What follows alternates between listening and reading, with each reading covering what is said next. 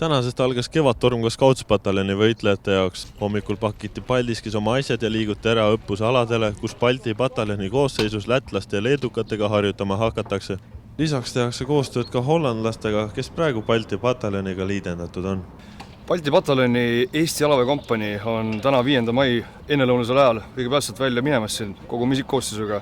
Ja esimene asi, mis me teeme, me liigume Kaitseväe keskpolügoonile, mis asub siis Tapa lähedal ja esimene Kevadtormi faas meie jaoks puhtalt ongi siis Kaitseväe keskpolügoonil Balti pataljoni koosseisus. Esiteks allüksuste kokkuharjutamine, veel viimaste nurkade lihvimine, ennast teravaks ajamine, enne kui me hakkame õiget asja tegema ja natukene keskendutakse ka siis pataljoni tasemel erinevatele juhtimisprotseduuridele.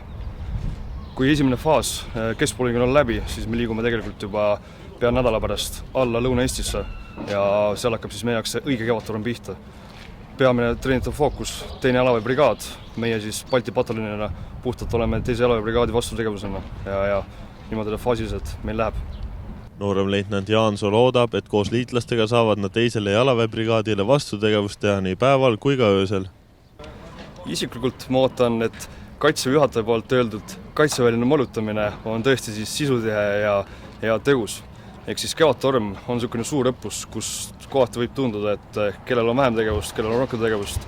Balti pataljon on puhtalt vastutegevus Kevadtormil ja isiklikult ma ootan, et see 24 tundi igas päevas on väga asjalikult sisustatud, nii päevasel kui öisel ajal.